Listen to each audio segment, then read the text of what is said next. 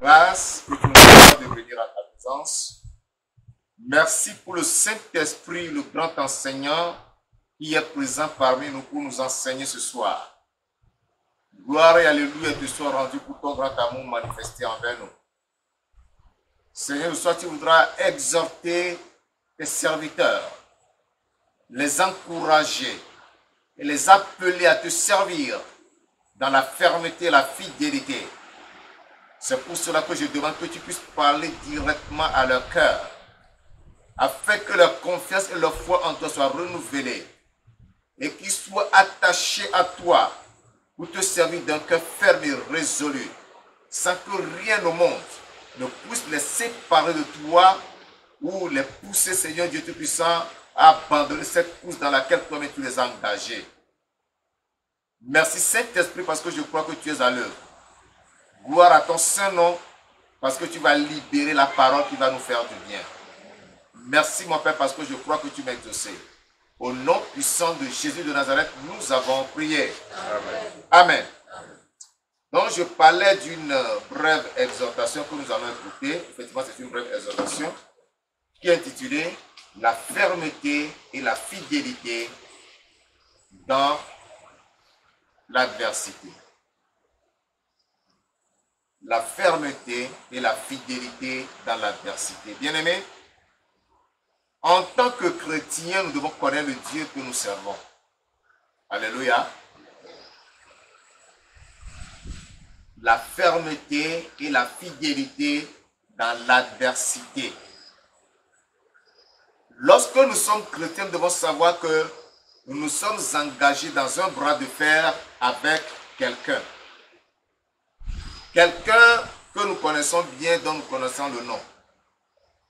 Nous sommes engagés dans une opposition, dans une adversité, dans une inimitié avec notre ennemi de toujours, le diable, encore appelé Satan, le dragon ou le serpent ancien. Et il va créer des situations pour nous décourager, pour nous empêcher de servir Dieu, pour nous empêcher d'être fermes, pour nous empêcher de garder notre engagement. Mais tu dois savoir que tu es appelé à rester comment? Ferme et fidèle. Alléluia. 1 Corinthiens, chapitre 15, le verset 58. 1 Corinthiens, chapitre 15, le verset 58. Ainsi, mes frères bien-aimés, soyez fermes, inébranlables, travaillant de mieux en mieux à l'œuvre du Seigneur, sachant que votre travail ne sera pas vain dans le Seigneur. Amen. Amen. Nous devons savoir que le travail que nous faisons pour le Seigneur est récompensé. Aucun service rendu au Seigneur n'a jamais été vain. Et si toi et moi nous servons le Seigneur aujourd'hui, notre service ne sera pas vain. Nous serons récompensés. Dans le siècle présent et dans les siècles à venir. C'est-à-dire sur terre et dans l'au-delà. Nous aurons les récompenses de tout service que nous rendons à Dieu.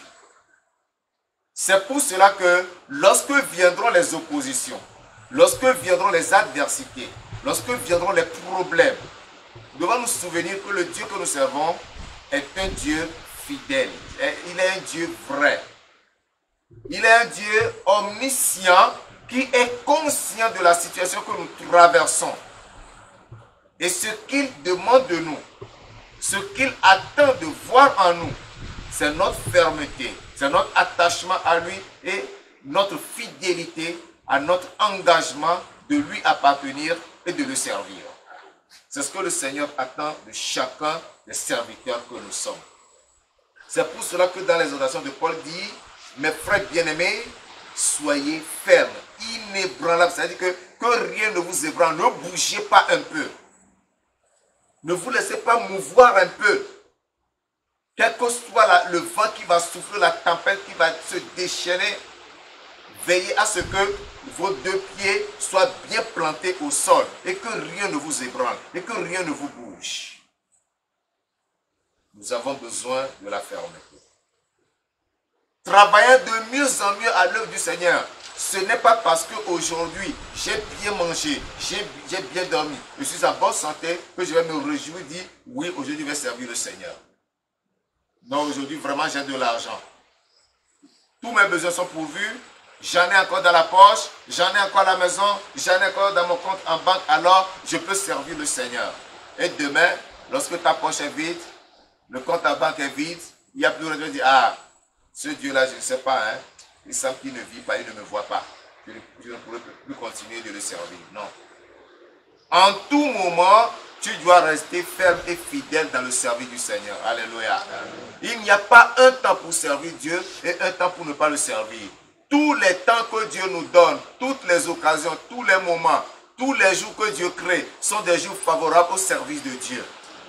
Alléluia.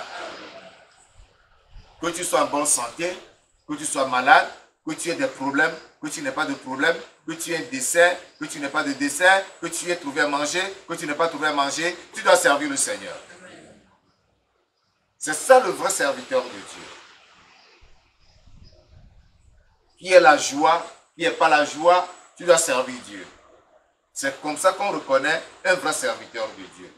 Dans le chapitre 16 de 1 Corinthiens, au verset 13, il dit, veillez.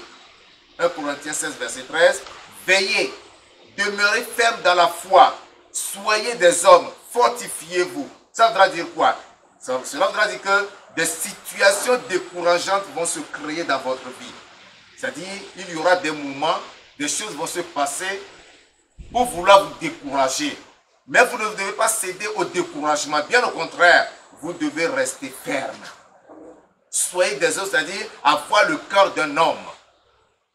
Pour ne reculer devant aucune difficulté. Pour dire ça c'est trop grand, alors je ne peux pas servir Dieu. Non, Seigneur, cette croix-là, c'est trop grand pour moi. Je ne peux plus continuer. Non, aujourd'hui, il faut que je reste à réfléchir sur ma vie. Tu es triste, tu es nonchalant, tu es différente. Tu as de l'humeur.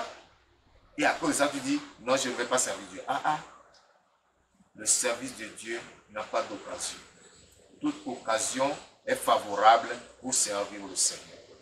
Ce que tu es appelé à faire dans la maison de Dieu, tu dois le faire. Devons savoir que nous nous dirigeons maintenant vers une phase où nous devons bouger. Alléluia. Nous nous dirigeons vers une phase où nous devons bouger. Nous n'allons plus rester sur place comme ça. Non. On doit bouger. Il faut que ça rentre dans nos têtes. Donc après ton travail, il faut que tu saches que tu as le travail dans la maison de Dieu. Nous devons bouger. Nous n'allons plus rester sur place. Le Seigneur a trop longtemps attendu de nous. Maintenant, nous allons rendre au Seigneur ce qu'il attendait de nous. Alléluia. Et c'est l'occasion. Nous allons voir l'exemple d'un homme dans la Bible qui est resté fidèle à Dieu malgré une grosse difficulté, un sérieux problème qu'il a eu dans sa vie. Il s'agit du prophète Ézéchiel. J'avais parlé à certains cette semaine, je voudrais encore en parler ici ce soir, parce que c'est un texte qui m'a beaucoup marqué, que j'ai retenu, que j'aimerais partager avec plusieurs personnes. Ézéchiel chapitre 24, lisons du verset 15 au verset 18. Ézéchiel chapitre 24, du verset 15 au verset 18. Il est écrit, et je lis, « La parole de l'Éternel me fit adresser en ces mots. Fils de l'homme, voici je t'enlève par une mort soudaine ce qui fait les délices de tes yeux. Tu ne te lamenteras point, tu ne pleureras point, et tes larmes ne couleront pas. Soupire en silence, ne prends pas le deuil des morts, attache ton turban, mets ta chaussure à tes pieds, ne te couvre pas la barbe, et ne mange pas le pain des autres. J'avais parlé au peuple le matin et ma femme mourut le soir. Le lendemain matin, je fis ce qui m'avait été ordonné. Alléluia. Vous voyez le prophète Ézéchiel, il est envoyé à annoncer la voix de Dieu au peuple. Il devait prophétiser sur la ruine de Jérusalem, ce qu'il a eu le temps de faire. Une prophétie difficile à supporter. Il a annoncé. Et le Seigneur lui a adressé un message particulier lui disant qu'il va lui enlever par une mort subite ce qui fait ses délices. C'est-à-dire, la mort devait frapper soudainement sa femme. Sa femme n'était pas malade. Vous connaissez bien l'amour entre l'homme et sa femme. Le mari et la femme. Vous savez comment le mari et la femme sont liés. Subitement, sans être malade, la femme meurt. Ézéchiel avait livré le message le matin. Il a parlé au peuple le matin. Et le soir, subitement, sa femme était morte. Et avant que sa femme ne décède, Dieu lui a dit, tu ne te lamenteras point. Ta femme mourra, mais tu ne vas pas te lamenter. Vous imaginez un peu cette douleur-là? Je perds ma femme, on me dit de ne pas me lamenter. Ce qui voudra dire que je dois oublier instantanément tous les souvenirs de ma femme. Les bons moments que nous avons passés ensemble, les peines que nous avons eu à partager ensemble, je dois oublier tout cela instantanément. Je ne dois pas voir comme si j'ai perdu une de ma partie. Je dois rester indifférent. Je ne dois pas me lamenter. Je ne dois pas couler des larmes. Il dit, tu ne te lamenteras point. Tu ne pleureras point. C'est facile à supporter ça, non? Tu ne pleureras point. Ta femme meurt, tu ne pleures pas. Ni et tes larmes ne couleront pas. Soupire en silence. Soupire en silence. Le bruit ne doit pas sortir. Tu fais ça dedans de toi, en silence. Le cœur devient comment? Le cœur devient comment?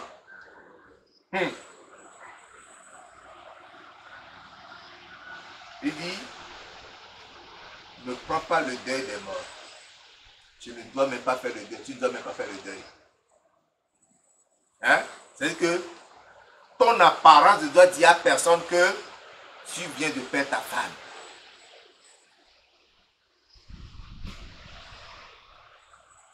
C'est très difficile. Très difficile à supporter. Mais Ézéchiel nous dit qu'il a obéi à ce qu'il lui obéit. Dieu lui dit au contraire, attache ton turban. Alléluia. Objet de gloire, signe de royauté, tu l'attacheras, tu mettras tes chaussures. Ceci veut nous dire que lorsque tu es un décès, tu ne devais même pas porter de chaussures. Mais lui, on lui demande, ta femme est morte, mais tu dois porter des chaussures. Tu ne vas pas te couvrir la barbe. Quand on a un décès, on se couvre la barbe. Mais toi, tu ne couvres pas la barbe. Tu restes authentique. Il ne mange pas les pains des autres. C'est-à-dire que, oui, tu es en deuil, ce sont les autres qui vont t'apporter à manger, mais tu ne mangeras pas ça. Toi, mais tu prépares ton pain pour manger. Même ceux qui viennent pleurer ma femme, qui veulent me consoler, je ne dois pas accepter leur sujet de consolation. Ils m'apportent la nourriture pour me consoler, pour adoucir un peu ma douleur, je ne dois pas manger. C'est ce que Dieu lui dit là. Ézéchiel dit quoi? Verset 18. J'avais parlé au peuple le matin. Et ma femme mourut le soir. Le lendemain matin, je fis ce qui m'avait été ordonné. Ce qui veut dire qu'il a obéi point par point à ce que Dieu lui a ordonné de faire lorsque sa femme mourait. Regardez cette grande affliction mais il est resté ferme et fidèle à Dieu. Nous comprenons par là que Dieu est souverain. Alléluia. Et notre obéissance à lui doit être placée au-delà de nos intérêts personnels, de nos problèmes, de nos joies, de nos difficultés. L'obéissance à Dieu doit être placée au-delà de nos problèmes, de nos joies, de nos tristesses, de nos difficultés, de nos amours, de tout ce que nous pouvons avoir ou de tout événement qui pourra nous arriver. En toute chose, restez ferme et fidèle à Dieu. Ce qui veut dire que même dans la vie courante, il va arriver des moments où tu seras tenté de désobéir à Dieu, mais tu ne dois pas désobéir à Dieu, tu dois lui obéir en restant fidèle et ferme. Notre foi ne doit pas être ébranlée, notre foi doit être ferme, notre foi doit être inébranlable, ou en obéissant seulement au Seigneur.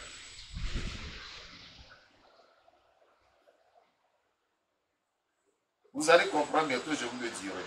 Lisons d'abord ce passage de 2 Thessaloniciens, chapitre 2, verset 15. 2 Thessaloniciens, chapitre 2, le verset 15. Il nous dit,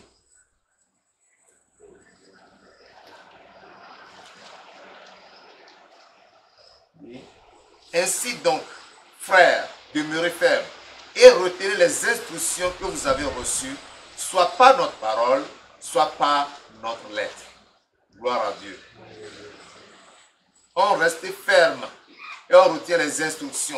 C'est-à-dire tout ce que la parole de Dieu nous enseigne. Nous devons le garder.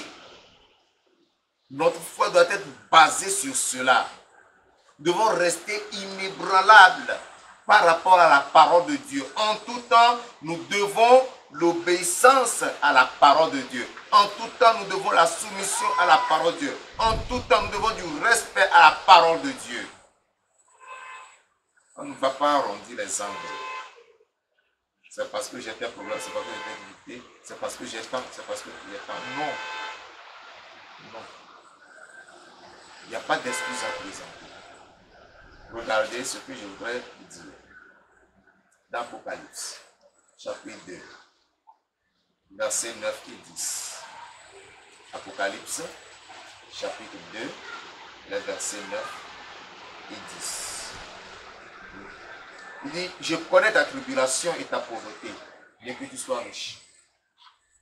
Et les calomnies de la part de ceux qui se disent juifs et ne le sont pas, mais qui sont une synagogue de Satan. Ne crains pas ce que tu vas souffrir. Voici, le diable jettera quelques-uns de vous en prison, afin que vous soyez éprouvés, et vous aurez une tribulation de 10 jours. Soyez fidèles jusqu'à la fin, et je te donne. Sois fidèle jusqu'à la fin, et je te donnerai la couronne de vie. Amen. Amen. Ce message s'adresse à l'église de Smyrne. En effet, l'église de Smyrne était reconnue pour sa pauvreté. Les membres étaient pauvres. Pauvreté, vous comprenez, c'est-à-dire ne rien posséder, ne posséder rien. C'était des gens misérables. Mais qui avaient la foi en Dieu. C'est pour cela que, entre parenthèses, il est écrit, bien que tu sois riche, c'est-à-dire que spirituellement, ils étaient riches pour le Seigneur. Même matériellement, financièrement, ils étaient pauvres. Alléluia. C'est tout dire que Dieu appréciait leur foi. Le Seigneur aimait leur foi et leur fidélité. Mais il le fait comprendre. Vous êtes pauvres. Déjà, la pauvreté même est une épreuve, c'est une difficulté. C'est un problème sérieux. C'est une affliction, la pauvreté. Cependant, le Seigneur leur dit que le diable jettera quelques-uns en prison afin qu'ils soient éprouvés. Ils auront une tribulation de 10 jours. Bien-aimé, je sais que présentement tu traverses un moment difficile. Un temps dur. Et tu passes des nuits blanches. Tu n'es même pas inspiré à prier à cause de tes difficultés. Tu te couches, tu regardes le plafond. Tu es fatigué, tu te tournes sur un côté, sur l'autre côté. Tu réfléchis, tu fais tous tes calculs. Le Seigneur dit, ce n'est qu'une tribulation de 10 jours. Alléluia. Tu penses à l'argent. Comment je vais résoudre ce problème? Où est-ce que je pourrais avoir l'argent? Qu'est-ce que je pourrais faire pour avoir l'argent? Tu tentes ça, ça passe à côté. Tu tentes d'autres, ça échoue. Tu tentes ceci, ça échoue. Le Seigneur dit, tu auras une tribulation de 10 jours. Ça veut dire quoi? Tribulation de 10 jours. C'est-à-dire, cette tribulation qui a commencé, ça prendra fin dans un bref délai. Alléluia. 10 jours, ça ne durera pas toujours. Ça prendra fin. Et Jésus-Christ demeurera le maître des temps et des circonstances. Alléluia.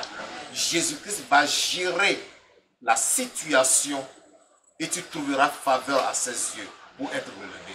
Ce qu'il attend de toi, c'est que tu puisses accepter cette épreuve de 10 jours. Accepte cette affliction, cette souffrance de 10 jours. Reste fidèle à lui, comme l'église de Smyrne est restée fidèle. Par opposition à d'autres églises, telles que l'église de Laodicée, qui était riche, mais spirituellement pauvre. Tu dis, je suis riche, je me suis enrichi, je n'ai besoin de rien. Je lui dis, je te conseille d'acheter des vêtements de collier, pour que tes yeux voient.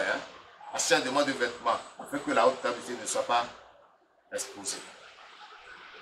Mais Smyrne, pauvre, le Seigneur nous dit, tribulation de 10 jours.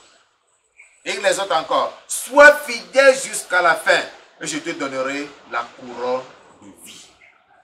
Alléluia. Amen. Soyons fidèles au Seigneur. Tout ce que nous voyons aujourd'hui, que rien de ces problèmes, de ces difficultés ne nous pousse à renier le Seigneur ou à abandonner le service du Seigneur. Il y en a qui réfléchissent par rapport à eux-mêmes. Lorsque tu réfléchis par rapport à toi-même, tu diras, à cause de tes difficultés, à cause de mon incapacité, à cause des problèmes que j'ai, à cause de ceci, de cela, je vais d'abord m'asseoir. Je vais m'occuper de moi-même. Il faut que je trouve la solution à ceci, je trouve la solution à cela, alors je reviendrai servir le Seigneur. Comme si le Seigneur devait ralentir ou changer son programme à cause de toi. Il ne le changera pas. Alléluia. C'est comme un train. Lorsque le train quitte la gare, il n'y a pas d'arrêt. Il ne s'arrêtera qu'à la prochaine gare. C'est comme ça. Le Seigneur n'attend personne. Il a déroulé son programme, il poursuit son programme. Ce n'est pas à cause de toi qu'il va ralentir. Donc toi non plus, ne ralentis pas dans le service dans lequel le Seigneur t'a engagé. Ne te donne pas de pause. Alléluia. Amen. Vous aurez une tribulation de 10 jours. Montrez-moi un seul homme, une seule femme qui a donné sa vie à Christ et qui s'est engagé à servir le Seigneur et qui n'a jamais connu de difficultés, qui n'a jamais connu de persécution, qui n'a jamais de problème financier, qui n'a jamais de problème de santé, qui n'a jamais de problème de persécution, d'opposition physique, où les gens allaient se moquer de lui, les parents, les amis se moquaient de lui, l'insultaient. Montrez-moi une seule personne qui n'a jamais vécu rien de semblable. Il n'y en a pas. Voyez un homme, un serviteur de Dieu aujourd'hui, qui est heureux dans son ministère, qui est prospère dans son ministère. Si vous racontez son histoire, vous allez dire, je ne pouvais pas imaginer. Oui. J'ai appris l'histoire d'un groupe de jeunes pasteurs qui sont allés voir un homme de Dieu. Alors, le nom de l'homme là m'échappe jusqu'à présent, celui que tu me montrais. Ils sont allés le voir pour lui demander de les aider parce qu'ils ont des problèmes financiers. Il les a regardés et a dit, qui vous a appelé dans ce service? Ils ont dit Dieu. Ok, si c'est Dieu qui vous a appelé, allez prier, il vous donnera les moyens. Alléluia. Ce n'est pas que lui manquait des moyens. Il était passé par là aussi. Il a eu la foi. Il a prié. Et aujourd'hui, il est élevé. Il dit, si c'est Dieu qui vous a appelé vraiment pour ce travail-là, Allez, priez. Il pourvoira pour que vous puissiez faire l'œuvre. Gloire à Dieu. Il y a des difficultés. Servir Dieu, ce n'est pas dormir sur du laurier. D'accord? Ce n'est pas dormir sur un lit moelleux. C'est gravir des montagnes. C'est ramasser la rose avec la main. Hein? Ça veut dire quoi? Quand on coupe la rose, quand on cueille la fleur, on coupe. Tu vois la fleur la jolie, avec son parfum vraiment agréable. Tu ramasses avec la main. Si vous connaissez le rosier, plein d'épines, c'est ça le service du Seigneur. Tu dois accepter être piqué par les piquants de la rose. Tu dois aimer ça. Si toi tu penses que je suis venu à Christ, tu dois bien marcher pour moi, tu dois réussir, tous les chemins doivent être ouverts, le diable doit s'éloigner de moi à 100%, je dois être libre, tu as menti. Peut-être c'est parce que tu es ici que tu as des problèmes, si tu étais ailleurs, tu n'aurais pas de problème. Alléluia. Tu as des difficultés à te nourrir parce que tu es ici. Mais je te dis que ça ne durera que 10 jours. Amen.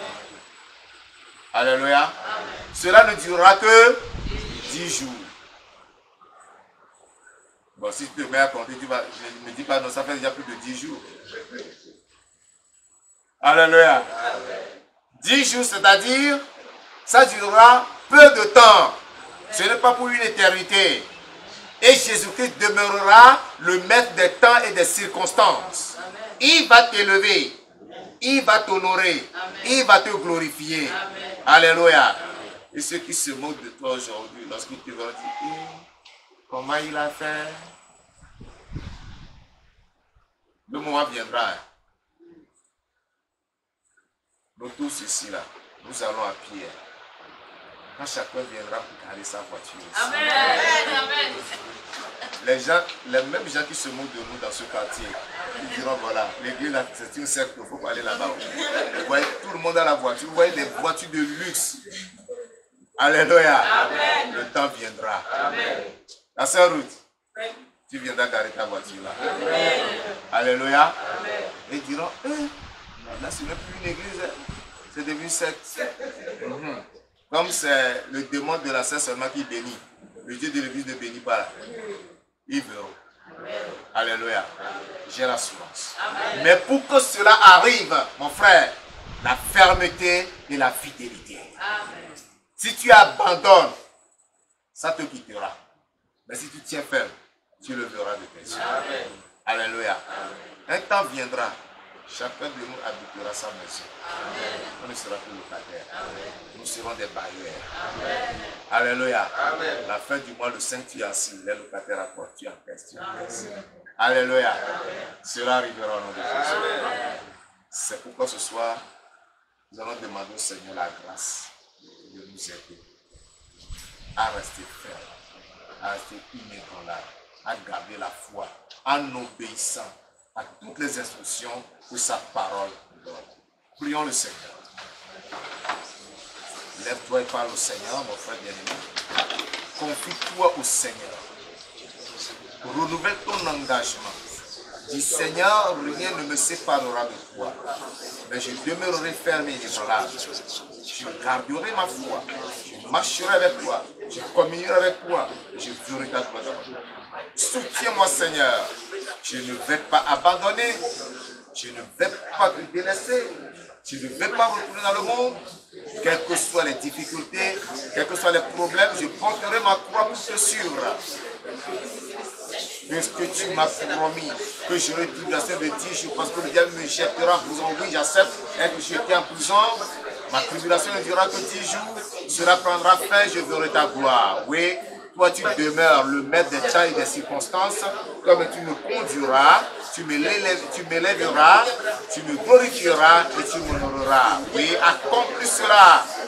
Ce temps viendra pour moi, et ce temps est déjà là. Ce temps viendra pour moi, et ce temps est déjà là. Je ferai la gloire de Dieu. Dieu Tout-Puissant, je me confie en toi. J'ai la foi, Père, pourquoi mais tu me soutiendras.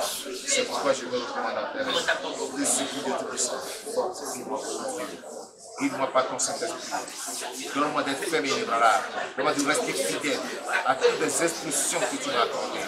Que je sois ferme dans la foi auprès de mon Dieu, ferme dans mon engagement, fidèle à tes instructions, afin de ne jamais perdre de gloire, reculer ni abandonner, afin de ne point m'arrêter, mais que je puisse continuer dans cette course dans laquelle tu m'as engagé.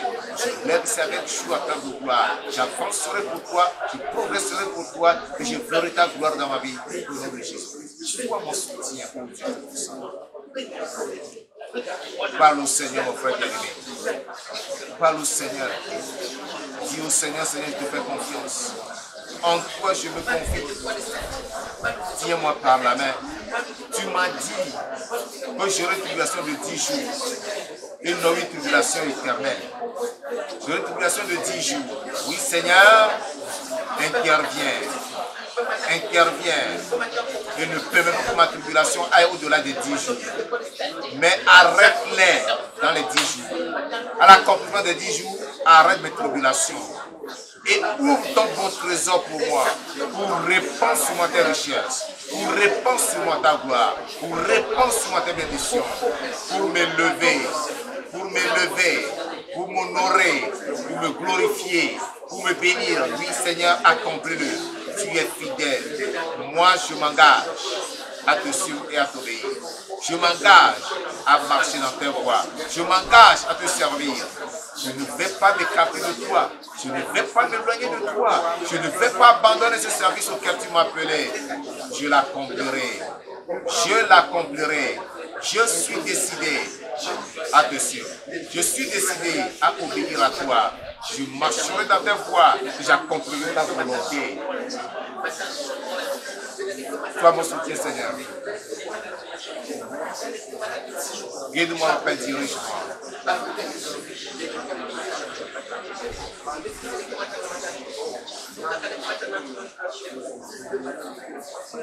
Sois ferme et fidèle.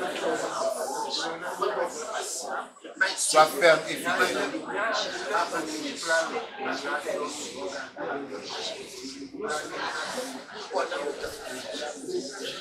Sois fidèle jusqu'à la mort. Je te donnerai la couronne de vie. Sois fidèle jusqu'à la mort. Je te donnerai la couronne de vie.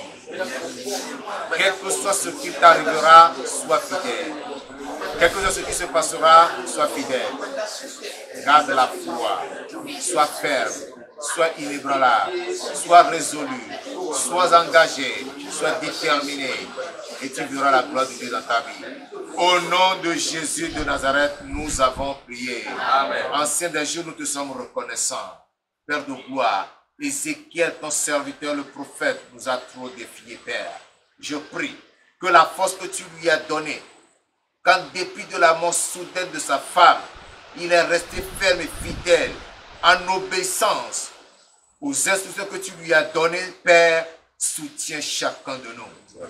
À garder ainsi la foi, à rester ferme et fidèle à toi, au milieu des tribulations, des afflictions, des difficultés que nous traversons présentement, jusqu'à l'accomplissement des 10 jours, afin que toi-même, tu nous élèves, tu nous honores, tu nous bénisses et que tu nous glorifies dans le nom de Jésus-Christ. Nos yeux sont fixés sur toi. Nous croyons que toi, tu es le Dieu fidèle. Ta parole est oui et amen. Ce que tu as dit, tu l'accompliras. Dieu Tout-Puissant, Père, que quelles que soient les difficultés que nous avons, Père de gloire, que rien ne nous sépare de toi. Et que, Seigneur Dieu, nous soyons fermes dans notre foi, dans notre engagement, dans notre résolution, dans le service, et que nous te soyons fidèles en obéissant fidèlement, rigoureusement à ta parole. Merci, Seigneur, parce que je crois que tu nous as exaucés. Que ton nom soit glorifié, exalté. C'est dans le nom puissant de Jésus-Christ de Nazareth que nous avons prié. Amen. Amen. Amen. Merci, Seigneur.